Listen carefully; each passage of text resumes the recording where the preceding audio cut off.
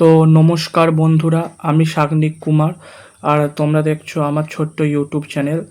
তা আজকের যে খবরটা দিতে এসেছি, আজকের পয়লা জুন থেকে শুভেন্দু অধিকারী বলেছিলেন সরকারি বাসে মহিলাদের বাস ভাড়াটা ফ্রি নেবেন, মানে মহিলাদের কাছ থেকে আর ভাড়াটা নেবেন না।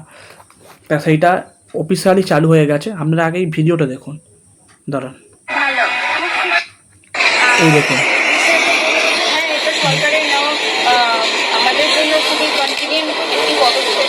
এটা এইভাবে দেখা যাচ্ছে কি?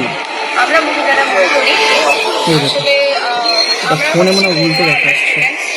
আর আমরা যারা এখান থেকে কমিউট করি, যাতায়াত করি, তো আমাদের যাতায়াতে যাবতীয় খরচাপাতি তো লেগে থাকে। তো আমাদের স্টেট ট্রান্সপোর্টের এই ব্যবস্থাটি আমরা যারা পড়ুয়া বা স্টুডেন্ট, আমরা যারা এখান থেকে যাতায়াত করি, আমরা পার্সোনালি এটাকে সমর্থন করি। মানে উত্তরবঙ্গ থেকে এটা শুরু হয়েছে, বুঝলেন, হাত থেকে। এটা আমার ফোনে উল্টো দেখাচ্ছে, কারণ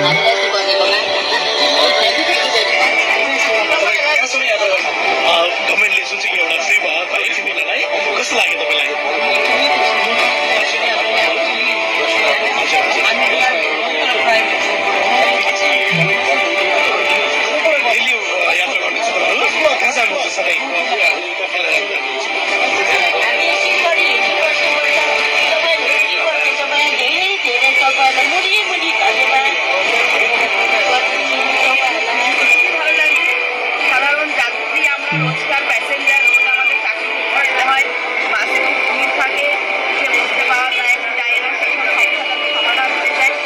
সমস্ত মহিলা যেন অত্যন্ত নিরাপত্তার সঙ্গে বাসে ভিড়ের মধ্যেও সাধারণ যাত্রী হিসাবে ঠিকঠাকভাবে তাদের গন্তব্যে পৌঁছাতে পারে, এটা তো আমাদের কাছে খুবই খুশি এবং খুবই ভালো লাগছে এবং প্রত্যেকটা হয়েছে ভালো লাগছে, কারণ আমরা মহিলাদের পশ্চিমবঙ্গ সরকার। আচ্ছা, তা আপনারা দেখতে পেলেন যে পশ্চিমবঙ্গে যে মহিলাদের সরকারি বাসে আর কোনো ভাড়া লাগবে না, ফ্রি। ফলে অনেকে এই কথাটা বলেন যে বিজেপি প্রতিশ্রুতি দিলে পরিশ্রুতি রাখে না, এটা ভুল কথা। এবং অন্নপূর্ণা ভাণ্ডারের ফর্মও বিলি করা শুরু হয়ে গেছে। অন্নপূর্ণা ভাণ্ডারটাও অনেকে বলছে 12 পাতার ফর্ম, অনেকে বলছেন এই তাই ওই। ব্যাপারটা কি হয়েছে, সব কিছু তো যাচাই করতে হবে না, যার জন্য 12 পাতার ফর্ম দিয়েছে। এবার অনেকে এটা বলবেন যে 12 পাতার ফর্মে সবাই পারে না ফর্মটা ফিল আপ করতে, কারণ সবাই শিক্ষিত নয়, বা ভাই কারুর এরকম অনেকের সময়ও নেই, অনেকে কাজ বাজ করেন, তা দিতে পারবে না।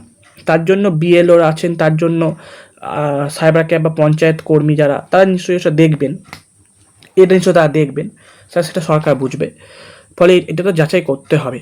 আর শুভেন্দু অধিকারী মহাশয় বলেছেন যে আপনারা একটা ঢ্যাঁড়স কিনতি এতবার টিপে টিপে দেখেন, মানে পচা কিনা ভালো, তাহলে আর এটা বছরে 36,000 টাকা পাবেন, তাহলে আমরা তো যাচাই তো করবো নিশ্চয়ই। তা সেরকম ব্যাপারটা।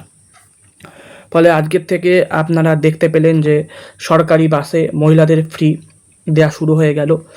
অনেকে বলছে যুব শক্তিটা কবে হবে, আশা করি একটা একটা করে হবে। ফলে এই নিউজটা দিতে আমি ভিডিওটা করলাম, ঠিক আছে। ফলে আমাদের এটাই বুঝতে হবে, প্লাস রাজনৈতিক বিশ্লেষণও করব। তো আমরা যেটা বললাম যে এই ভিডিওটা এইভাবে করতে হবে, যেটা বিজেপি মানে কাজ যেটা শুরু হয়েছে, যা প্রতিশ্রুতি আস্তে আস্তে একটা একটা করে পূরণ হচ্ছে। তো দেখা যাক এবার কি হয় ভবিষ্যতে। নজর রাখবেন আমাদের ইউটিউব চ্যানেলে, খবর জানাবো, যা যা আপডেট পাবো সেগুলো জানাবো। আর অনেকে এইটা দাবি করছেন যে হকার উচ্ছেদটা গরিবের পেটে লাথি মারা হচ্ছে। আমি বলবো, দেখুন, গরিবের পেটে লাথি মারা এটা 100% সত্যি হকার উচ্ছেদ নিয়ে, কিন্তু ব্যাপারটা হচ্ছে গিয়ে ওটা তো অবৈধ না, অবৈধ জিনিসটা তো মানে কোনোভাবেই কাম্য নয়, তাই না? ফলে আমার মনে হয় পুনর্বাসন নিশ্চয়ই সরকার দেবে, বা অবৈধটাকে কীভাবে বৈধ করা যায় সেই দিকেও সরকার নিশ্চয়ই চোখ রাখবে। অবৈধ দেখুন, আমি বলছি, স্টেশনে মানুষরা যদি আগে তো হাঁটবে, তারপর তো হকার দোকানের সামনে দিয়ে যদি মানুষ ডেলি যাত্রী যারা দোকানের সামনে যদি হাঁটতো তাহলে অসুবিধাই হতো স্টেশনে, তাই জন্য হকারগুলোকে উচ্ছেদ করছে। বাট এতে সমস্যাও হয়েছে অনেকের। অনেকে বলছে যে শিয়ালদায় জায়গায় আগে ঝালমুড়ির দোকান ছিল, ওই ঝালমুড়ি 10 টাকা খাওয়া যেত, 10 টাকা 20 টাকায় খাওয়া যেত, এখন সেই ঝালমুড়ির দোকান আর নেই। ফলে এইটা মানুষের অসুবিধা হচ্ছে, কিন্তু যাতায়াতেরও তো অসুবিধা হতো না। ফলে এই হকার উচ্ছেদ এইটা সরকার দেখবে, দেখে আশা করি যা সিদ্ধান্ত নেবে সেইটাই হবে। লিগাল ওয়েতে করলে আপনাকে কেউ কিছু করতে পারবে না, তুলতেও পারবে না কেউ। তো ইলিগালভাবে যদি আপনি বসেন একটা জায়গায়, তাহলে তো হবে। ওটা সব আমলেই হয়েছিল, সেটা সব আমলেই হয়েছিল। যখনই সরকার পরিবর্তন হয়েছে হকার উচ্ছেদ হয়েছে, ওটা বাংলা ইতিহাস আর বলছে। এটা আমি আমি আমি আপনি বলছি না, এটা সিপিএমের আমলেও হয়েছিল, কংগ্রেসের আমলেও হয়েছিল, যখন টিএমসি নতুন এসেছিলো তখনও হয়েছিল, বা এই কয়েকদিন আগেও তো কলকাতা হকার উচ্ছেদ মমতা বন্দ্যোপাধ্যায় নিজে করেছিলেন। সেই মনে আছে, সেই উল্টোডাঙায়, বিধাননগরে বা আরও সব বিভিন্ন জায়গায় হকার উচ্ছেদ হয়েছিল। ফলে এগুলো সরকার চেঞ্জ হোক বা না হোক, এগুলো হয়, সরকার চেঞ্জ হলেই হয় এই হকার উচ্ছেদগুলো। ফলে এটা ভাবা দরকার, আমিও বলবো এটা সরকারের ব্যাপার, ভাবা দরকার। আর আজকের থেকে এই আপডেটটা দিদি ভিডিওটা করেছিলাম যে মহিলাদের সরকারি বাসে ফ্রি। তবে অনেকে বলছেন যে স্টুডেন্টদেরও সরকারি বাসে ফ্রি দেওয়াটা উচিত ছিল। স্টুডেন্টদের, মানে ছেলে হোক বা মেয়ে, স্টুডেন্ট যারা পড়াশোনা করে তাদেরকে এটা ফ্রি দেওয়া উচিত ছিল। এটা আমিও একমত, যদিও বাট এটা সরকারের যা সিদ্ধান্ত তা তো মেনে নিতে হবে, তাই না?